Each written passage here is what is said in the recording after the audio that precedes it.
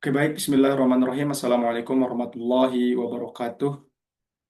Alhamdulillahirrabbilalamin. Wassalatu wassalamu ala Sayyidina Muhammad wa ala alihi wa sahbihi ajma'in. Rabbi syrah li sadri wa yassir li amri wa hlul 'uqdatam min lisani yafqahu qawli. Amma ba'du. Pertama-tama saya ucapkan terima kasih kepada dosen pengampu mata kuliah Studi Kepemimpinan Islam Bapak Muhammad Ghazali MPD. Kemudian di sini saya akan membahas tentang kepemimpinan internasional dalam krisis pengungsi global, analisis kegagalan solidaritas di Laut Mediterania. Oke, baik. Selanjutnya bersama saya Gaibul Kahfi, mari sedikit saya paparkan apa yang sudah saya analisis dari teori ini. Slide.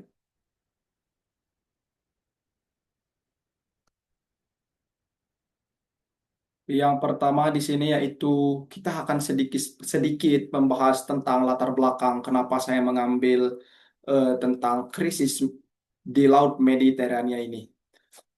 Oke, yang pertama yang perlu kita ketahui, krisis pengungsi saat ini merupakan masalah kemanusiaan global yang tidak dapat diselesaikan secara sepihak oleh suatu negara tertentu. Laut Mediterania menjadi simbol paling nyata dari krisis ini karena tingginya angka kematian yang kematian pengungsi yang mencoba mencari perlindungan ke Eropa.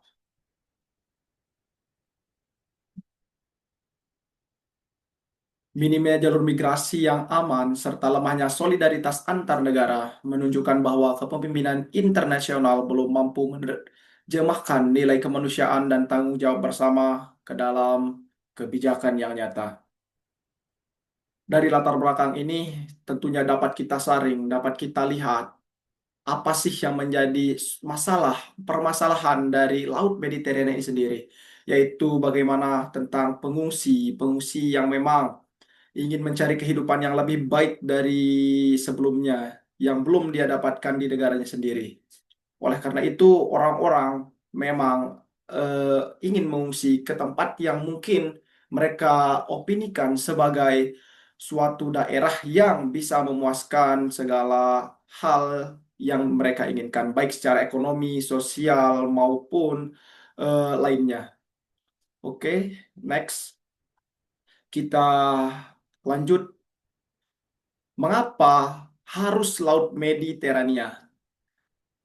Laut Mediterania dipilih karena merupakan rute migrasi yang paling mematikan di dunia. Sebenarnya masih banyak rute migrasi yang lain, tetapi saya memilih Laut Mediterania karena Laut Mediterania ini memang sangat kontroversial dari tahun-tahun sebelumnya.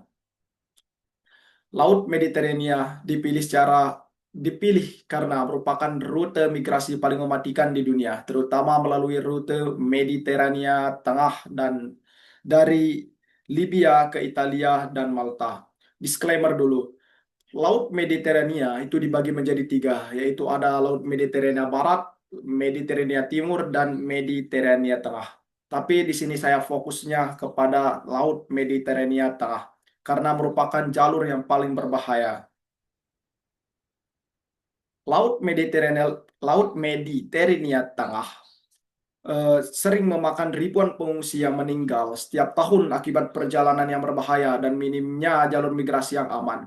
Kondisi ini menunjukkan bahwa tragedi di Mediterania bukan sekedar kecelakaan, tetapi akibat lemahnya perlindungan kepemimpinan internasional. Dari opini ini, dapat kita asumsikan bahwa Laut Mediterania bukan hanya sekedar laut yang biasa, tetapi memang benar-benar laut yang sangat berbahaya, arus yang sangat kencang, dan kemudian di sana kondisi yang memang arus yang memang sangat kencang, yang menyebabkan kondisi yang tidak aman bagi para migran yang ingin berpindah ke negaranya ke Eropa. Oke, next slide. Kita ke rumusan masalah dan tujuan. Rumusan masalah, mengapa solidaritas internasional gagal terwujud? Kemudian bagaimana sih kepemimpinan internasional merespon krisis ini. Kemudian apa tujuan kita? Yaitu untuk menganalisis kegagalan kepemimpinan internasional dan mengkaji dampaknya terhadap kemanusiaan dan tata kelola global.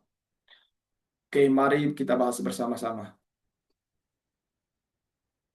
Kerangka teori kepemimpinan internasional.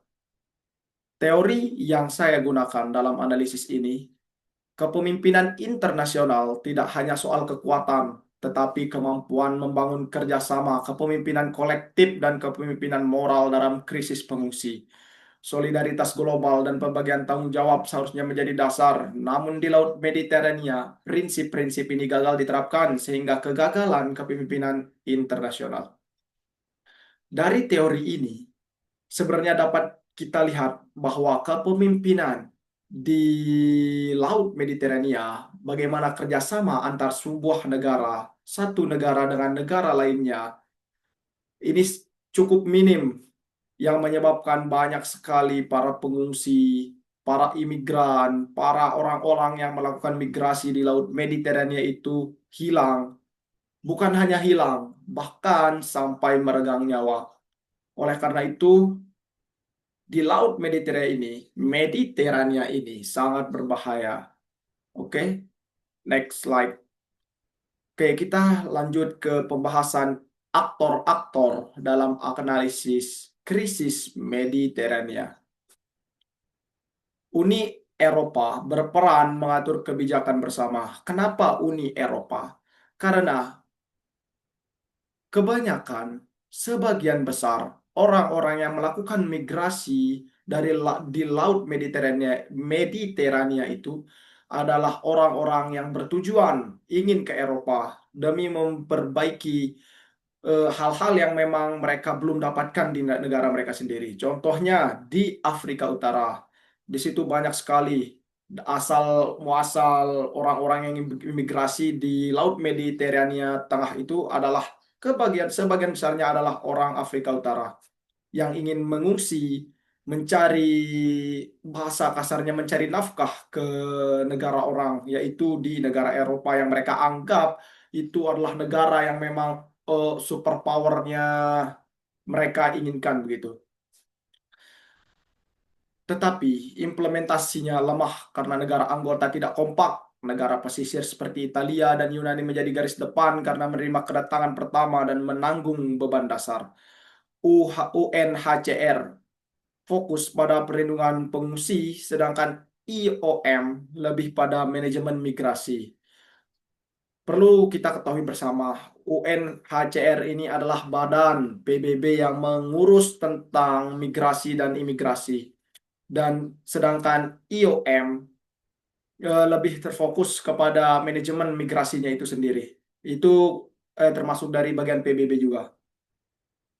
Namun, keduanya terbatas karena bergantung kepada negara itu sendiri. Selain itu, NGO kemanusiaan membantu untuk penyelamatan, tetapi sering dibatasi. Kombinasi peran dan konflik kepentingan ini membuat solidaritas sulit terwujud. Dari sini dapat kita ketahui bahwa UNHCR dan IOM itu bekerja, itu dibebaskan bertugas atau memang diperintahkan ketika suatu negara yang ingin mereka datangi oleh para migrasi ini menyetujuinya dulu, di ACC dulu. Itu baru si UNHCR dan IOM ini bertindak. Seperti itu. Oke, next slide. Oke, kita langsung masuk ke bentuk kegagalan solidaritas. Yang pertama, yaitu penutupan pelabuhan. Seperti pada slide sebelumnya, ketika suatu negara tidak setuju akan datangnya si para imigran atau imigrasi ini, maka si negara yang ingin mereka datangi ini berhak melakukan apapun yang mereka inginkan terhadap si migrasi ini, baik melakukan penutupan pelabuhan. Penutupan pelabuhan inilah yang menyebabkan para kapal-kapal yang dari migrasi-migrasi ini tidak dapat bersandar. Kemudian itulah yang membuat mereka terombang-ambing, kekurangan makanan dan segalanya di tengah laut, sehingga menyebabkan banyak sekali kematian bagi para pengungsi ini. Kemudian yaitu pengetatan perbatasan. Sama halnya dengan penutupan pelabuhan, pengetatan perbatasan ini adalah penyaringan bagaimana para pengungsi-pengungsi ini disaring sedemikian rupa entah bagaimana agar yang memang yang diinginkan masuk ke dalam negara mereka itu memang benar-benar orang yang memang mereka harapkan untuk datang begitu. Tidak semerta-merta tidak semerta-merta seluruhnya diambil, tidak. Tetapi itu dipilah dan dipilih dulu oleh negara yang memang mereka tuju itu. Kemudian, kriminalisasi organisasi kemanusiaan. Ini sama halnya dengan perompak-perompak, yaitu organisasi yang memang melakukan hal-hal yang tidak beretika, yang merampas hak dan hak dari para imigran ini. Banyak sekali yang terjadi sebenarnya ke kriminalisasi organisasi kemanusiaan ini yang terjadi saat para imigran-imigran ini sampai contoh seperti kasus pelecehan seksual, pembunuhan, pembantaian dan segala macamnya. Oke, lanjut ke selanjutnya yaitu tidak adanya mekanisme pembagian tanggung jawab yang mengikat. Di sini tidak ada mekanisme pembagian tanggung jawab ini. Itu dikarenakan banyak sekali negara-negara yang tidak mau menerima para imigran-imigran ini masuk ke negaranya, sehingga pembagian tanggung jawab ini tidak terorganisir dengan baik, sehingga para imigran ini pun terdampar. Dan ketika mereka terdampar itu, mereka tidak memiliki makanan dan minuman, serta alas tempat tidurnya pun tidak ada. Itu yang menyebabkan banyak sekali yang meninggal di situ. Jadinya perlu sekali eh, pembagian mekanisme tanggung jawab ini yang perlu dilakukan oleh negara-negara yang memang otoriternya memang sering ditujui oleh para imigran ini. Hal ini terlihat dari penutupan pelabuhan, seperti yang saya katakan tadi, bagi kapal pengungsi, pengetatan perbatasan, serta kriminalisasi kebantuan kemanusiaan. Negara-negara lebih memprioritaskan kepentingan nasional dan tekanan politik domestik dibandingkan tanggung jawab atas kemanusiaan. Kondisi ini menunjukkan bahwa solidaritas internasional hanya berhenti pada komitmen formatif, tetapi gagal diterapkan dalam praktik kebijakan. Secara teori mungkin mereka anggap diri mereka benar, tetapi secara praktik di lapangan kita lihat ternyata banyak sekali imigran yang meninggal sehingga solidaritas itu pun pupuslah dapat kita katakan seperti itu. Oke, next slide. Analisis kegagalan kepemimpinan internasional. Kita ke konteks kepemimpinan internasionalnya. Analisis kegagalan kepemimpinan internasional dalam krisis pengungsi Mediterania. Kepemimpinan kolektif tidak berjalan karena negara-negara lebih mengutamakan kepentingan nasional dan tekanan politik domestik. Selain itu, terdapat ketidakkonsistenan antara komitmen terhadap hak asasi manusia dan praktik kebijakan di lapangan. Organisasi internasional juga memiliki keterbatasan karena bergantung pada negara anggotanya. Akibatnya, kepemimpinan internasional gagal menjalankan solidaritas secara nyata. Seperti yang saya katakan sebelumnya, bahkan organisasi besar pun, sebesar apapun organisasi itu, pasti eh, mencari dulu pendapat-pendapat dari negara-negara yang menjadi anggotanya. Itulah yang menyebabkan banyaknya pro kontra di sini. Pro kontra di sini yang dimaksudkan yaitu ada yang menolak dan ada yang menerima. Itu pun ketika ada yang menolak, itu pun harus didiskusikan lagi oleh si anggota-anggota lain-lainnya ini, yaitu yang menyebabkan banyak sekali konflik-konflik yang terjadi, sehingga menyebabkan banyak sekali korban jiwa di Laut Mediterania ini. Oke, next slide. Kita ke dampak kemanusiaan. Oke, baik. Ketika kita membahas dampak kemanusiaan, itu yang akan terbesit di kepala kita adalah orang-orang yang memang benar-benar butuh bantuan. Ini adalah dampak manusia loh. Nyawa, kita menyangkut membahas nyawa. Ribuan pengungsi kehilangan nyawa di Laut Mediterania akibat minimnya perlindungan dan solidaritas. Mereka yang sering, mereka yang selamat sering mengalami trauma fisik dan psikologis, hidup dalam kondisi camp yang tidak manusiawi, serta rentan terhadap pelanggaran hak asasi manusia. Hal ini menunjukkan bahwa kegagalan solidaritas internasional berdampak langsung pada kehidupan dan martabat manusia. Ketika mereka, para imigrasi ini tidak diterima di tempat yang memang mereka inginkan, pasti mereka akan merasakan traumatik akibat setelah terombang-ambing ke sana kemari, tidak ada yang menerima dan secara psikologis juga pasti mereka sudah psikologisnya rusak. Itu itu yang membuat orang-orang memang kasihan lah kita melihatnya begitu. Dan seperti yang dikatakan di sini, hidup dalam kondisi camp yang tidak manusiawi. Itu perlu kita bayang-bayangkan sedikit saja bahwa camp-camp yang mereka tinggali itu memang tidak layak huni. Itu mungkin bisa nanti dicek sendiri ya, bagaimana bentuk camp orang-orang dari Afrika Utara yang menuju Eropa itu, yang melewati Laut Mediterania yang begitu besar ombaknya. Itu sangat prihatin di sana camp-campnya, serta rentan terhadap pelanggaran hak asasi manusia. Pelanggaran hak asasi manusia seperti saya sebutkan tadi, baik dari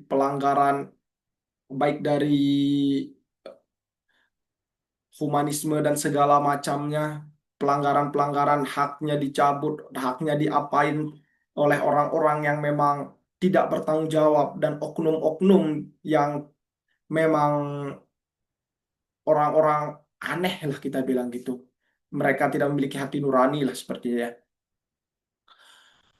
Hal ini menunjukkan bahwa kegagalan solidaritas internasional berdampak langsung pada kehidupan dan martabat manusia. Seperti narasi di atas itu sangat berpengaruh bagi martabat mereka ya, yang dimana awalnya mereka derajatnya memang sama, tetapi ketika memang sudah di camp dan memang sudah mengungsi, itu mereka dapat kita katakan secara kasarnya mereka dibuat seperti hewan oleh orang-orang yang memang oknum-oknum yang memang tidak bertanggung jawab.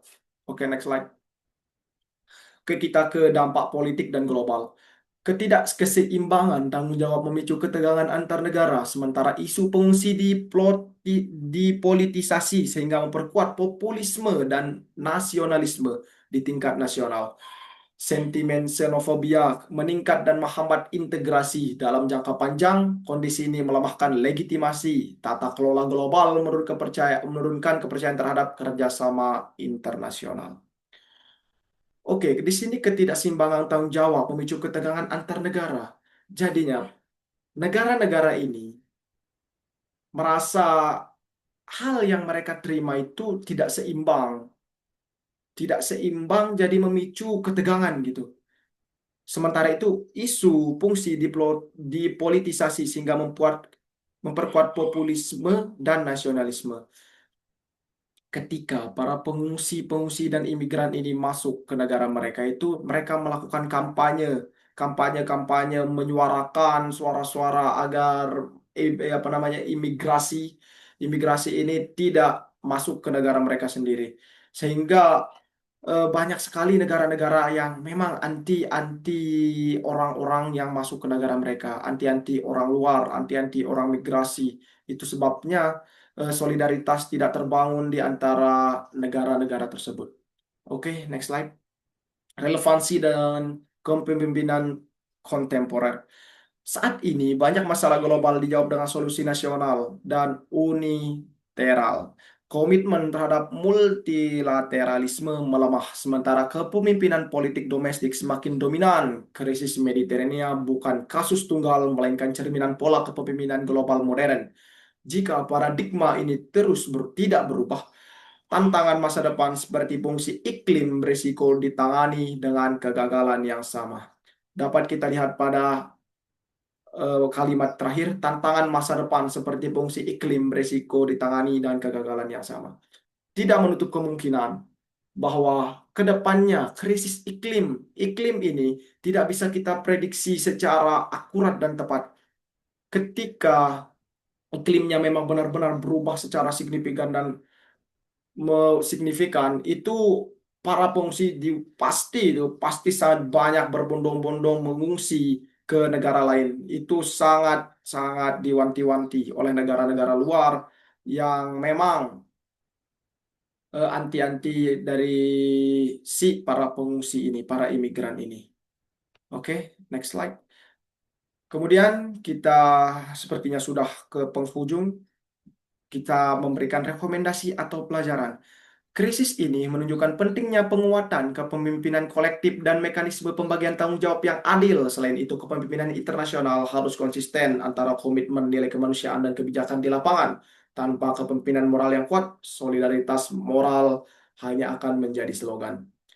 Seperti yang sudah kita bahas tadi, krisis ini menunjukkan pentingnya penguatan kolektif dan mekanisme pembagian tanggung jawab yang adil, di mana para negara-negara yang memang berpengaruh di dunia ini itu seharusnya memiliki andil di sini. Karena ini sangat-sangat berat ini masalah Laut Mediterania ini karena sudah memakan banyak sekali korban. Jadinya pembagian tanggung jawab, pembagian tugas yang adil itu sangat penting di sini untuk mengurangi setidaknya setidaknya mengurangi angka kematian yang terjadi di Laut Mediterania ini. Kemudian, kepemimpinan internasional harus konsisten antara komitmen nilai kemanusiaan dan kebijakan di lapangan. Ya, seperti yang saya katakan sebelumnya, tidak hanya omongan yang kita butuhkan, tetapi komitmen kita bagaimana negara-negara ke depannya mensupport para imigran, para migrasi yang memang benar-benar butuh, benar-benar kita harus tolong begitu. Jangan hanya teori saja, tetapi praktik juga itu perlu ditekankan di lapangan. Tanpa kepemimpinan moral yang kuat, solidaritas global hanya akan menjadi slogan. Sangat benar sekali. Oke, kita bagian terakhir yaitu bagian kesimpulan. Krisis pengungsi di Laut Mediterania bukan sekedar kegagalan kebijakan migrasi, melainkan kegagalan kepemimpinan internasional dalam menerjemahkan solidaritas global ke dalam tindakan yang nyata. Kemudian sekian dari saya. Mungkin hanya itu penjelasan sedikit gambaran dari kepemimpinan internasional terkait dengan Laut Mediterania. Semoga ke depannya Laut Mediterania yang benar-benar sudah dibenahi dan tidak memakan korban jiwa lagi. Demikian dari saya. Saya pamit undur diri. Saya Gaibul Kahfi. Sekian. Wassalamualaikum warahmatullahi wabarakatuh. Waalaikumsalam warahmatullahi wabarakatuh. Saya mau nanya dong. Kaji lupa aku mati dulu ya. Pim, ya.